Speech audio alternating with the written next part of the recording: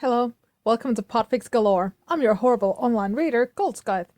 I read out loud fanfictions for you busy bees, free of charge and no strings attached. Today I will continue reading the Silmarillion fic by Aeolian Sands from Archive of Our Own, called The Rescue Party, Chapter 7. I hope you can at least try to enjoy my voice, and I will try my best for you with the equipment available to me. On with the show. The Rescue Party by Aeolian Sands, Chapter 7. One particular rowboat, Arian the Virtuous, they called her.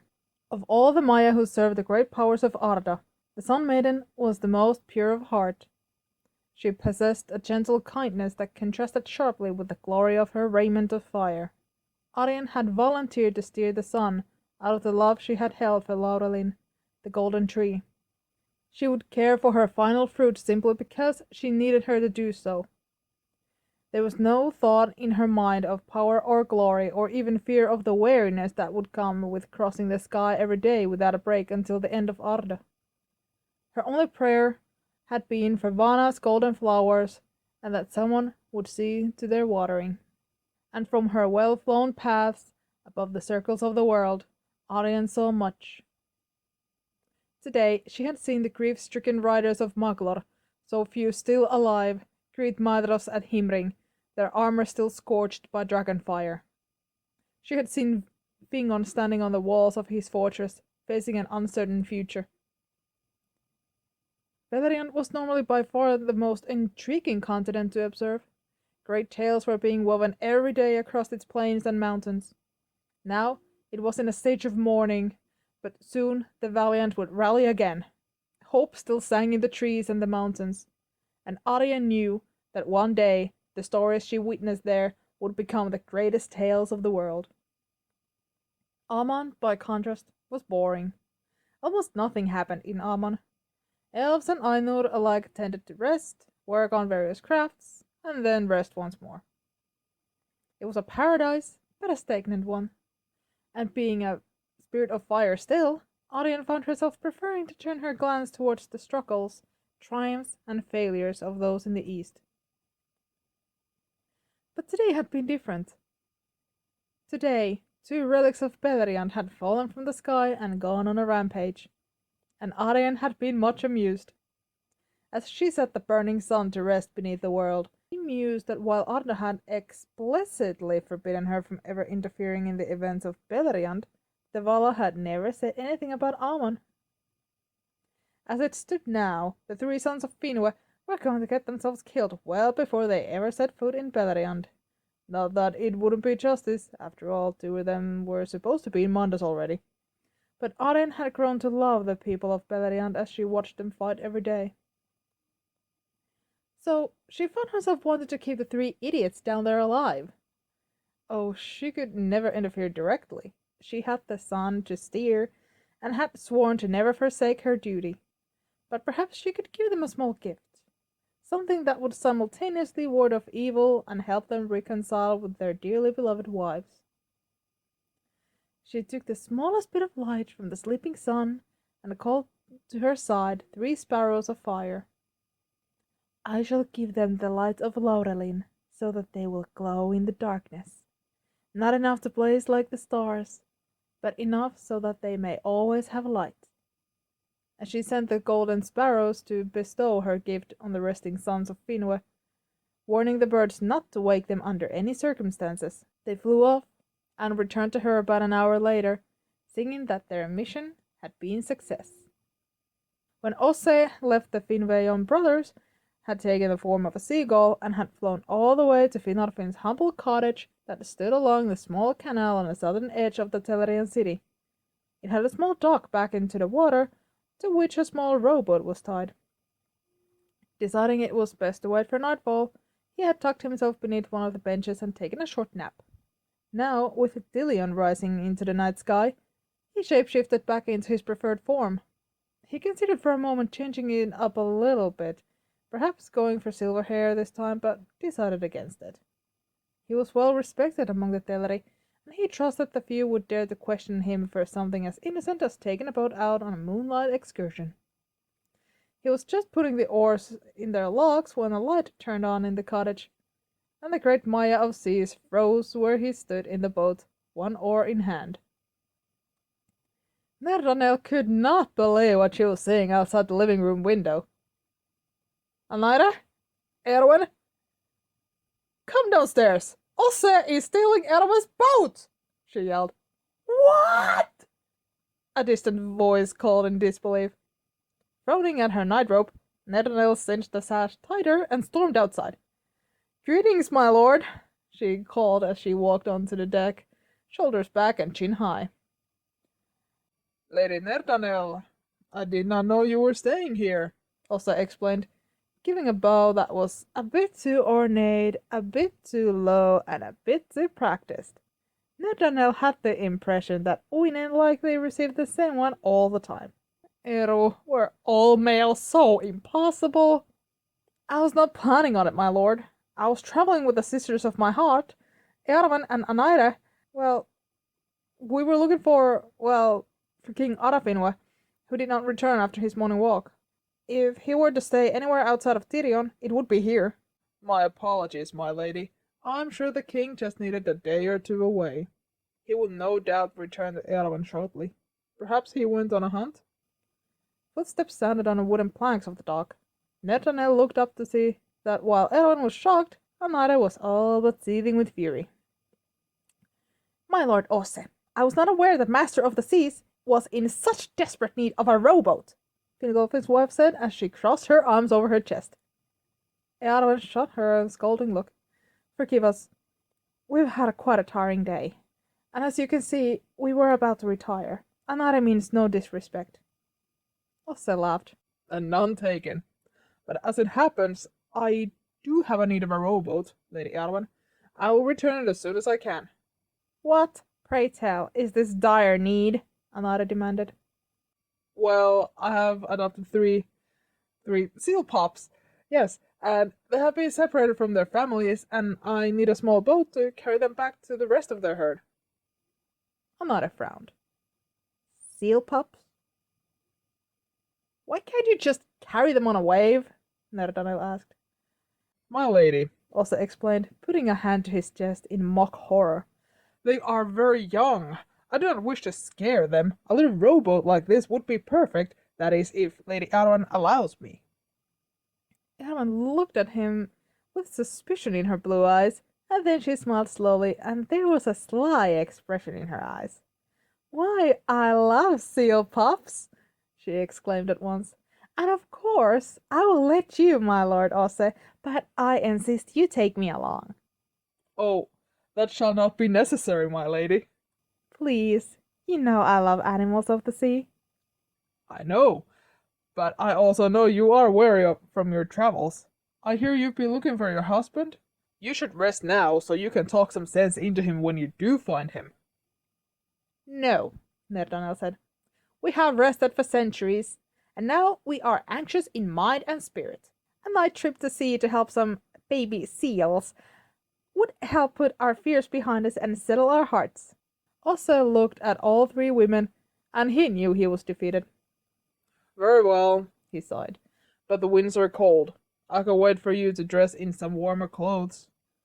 When the three ladies went back into the cottage, Osse considered making a run for it. It would be what Felder would have done. Unfortunately, millennia with Uinen had taught him that once a man was in a ditch, it was best he not dig it any deeper. He cursed himself again for not realizing the obvious that the women would spend the night at Erwin's own house when they failed to find their spouses in the city. He had walked right into their hands without them even needing to set a trap. He growled, what to do? He could take them on a wild goose chase and simply say that the seals must have swum off. But knowing his luck, one of the elves would insist on staying up all night searching for the pups. Or worse, force him to give up the boat. So that meant that if he wanted to take the boat back to Finarfin and his brothers, he would need to take their wives also. This would make him a traitor of the most cruel sort, and he had sworn to never betray anyone again. He was a fish in a net with no way out. Whether he led the ladies away or straight to them, he was failing his simple mission. As if sensing his unease, a dolphin poked its head up and chattered at its mighty lord. Why spend so long on land? It chirruped in its own tongue. You'll dry out soon. Also laughed softly. It's not like that for me. And he eyed the loyal creature as his thoughts raced, an idea forming. Say, I require your assistance, faithful one. The dolphin chirped, his head back and forth excitedly, splashing the water around. I need you to go find 3 elves who are hiding just off the shore a little south from here. Tell them that I have been captured by the enemy and to expect an ambush. Captured? The dolphin squeaked in anger. Fear not, master. I shall free you. Is this why you do not return to the water?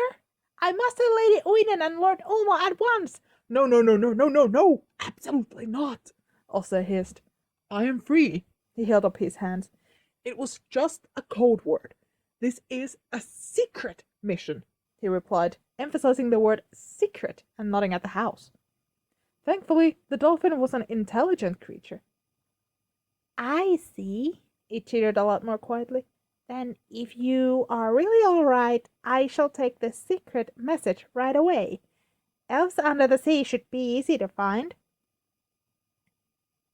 Finwë woke to something nudging him in the shoulder. Strange. Erwin tended to wake him with soft kisses or a thunk on the stomach. There was no in between. Opening his eyes, he blinked to see starlight? Refracted starlight? Why did his body feel so weird? Then it all came back to him. He was underwater. And not just in the metaphorical sense. He was physically beneath the ocean. Because where else to sleep when on an insane quest to go save a family that was already halfway gone? He laughed at his own dark humor, then sighed as grief weighed on him again. Closing his eyes, the king bowed his head.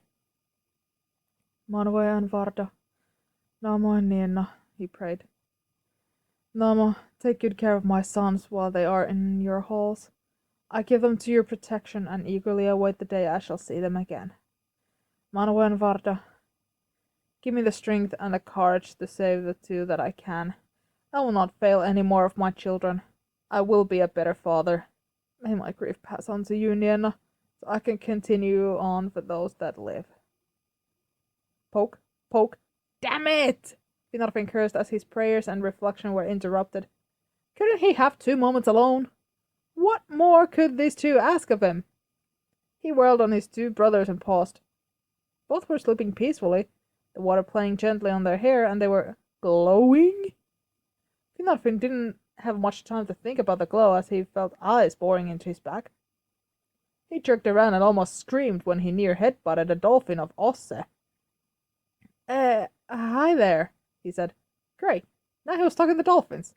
If the court ever heard about this, there would be no stopping the rumors about Dylko's parentage. Greetings, King Arafinwe, the dolphin spoke in Quenya, and Finarfin nearly fainted. Fear not. Osse has permitted me to speak to you this once. He sends this message. I have been captured by the enemy. Expect an ambush. What enemy? He asked, heart dropping in fear. But the dolphin didn't answer, only clicking to itself before it swam away, seemingly awfully unconcerned if its master was in truly trouble. Enemy, Finarfin thought, but the only known enemy strong enough to take Osse would be Morgoth himself, and surely in such event the seas would have raged with fury like never before. Oh. It dawned on him. Of course. Osse went for the rowboat, which was at his house. The house he shared with his wife. The house that was technically more his wife's house than his. And the house where 3 someones were likely to be staying.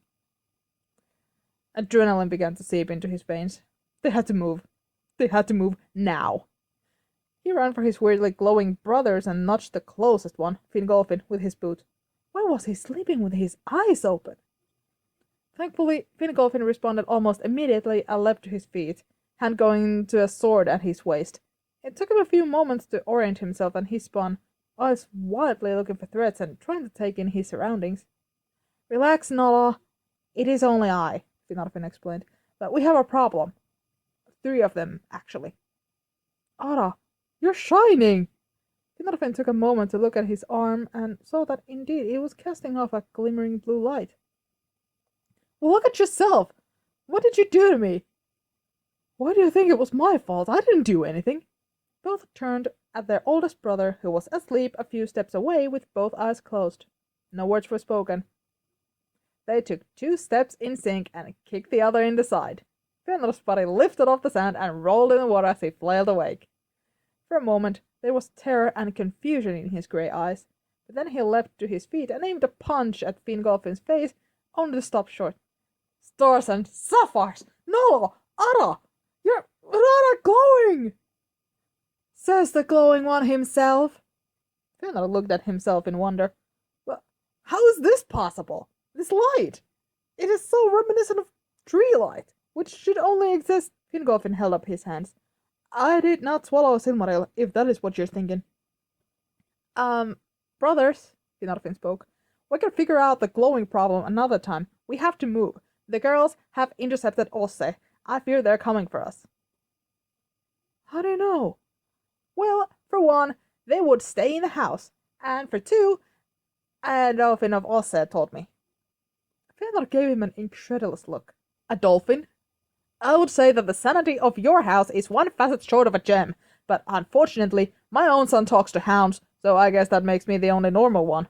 Finarfin's eyebrow rose at that, staring incredulously at the glowing, undead smith who stood before him beneath the waters of the sea. Would you like to repeat that last statement? I guess you're right. I am most certainly the greatest smith, lore master, linguist, and king, so I cannot be normal, but while mine is a positive deviation from the standard, yours is a negative. Sure, you boorish scholar, Fingolfin huffed, but if Arafinwa is right, we need to run. Look! And he pointed up at the distance, at the rowboat's shadow on the distant waves, its amorphous darkness looming and ominous. Arguments later. Deep, now, Fëanor agreed without hesitation when he saw what haunted them, and the 3 glowing brothers ran down the sloping sandy shore face like their lives depended on it. At sea, in the rowboat, 3 elves scanned the horizon. Nerdonel was searching for any sign of the supposed seal pups when her keen elven eyes picked up on 3 distant glowing objects beneath the waves. Say, Erwan, what is that? She asked, pointing at the moving lights as they moved further into the sea. It looks like your husband's Silmarils, but larger and not a sprite, Anare noted. Nerdonel frowned. Osse? Osse smiled innocently. Can we go investigate the glowing lights running away from us? Nerdonel asked, her voice sweet as honey. Osse's smile disappeared. End of chapter 7. Stay tuned. #DisasterDadFroze.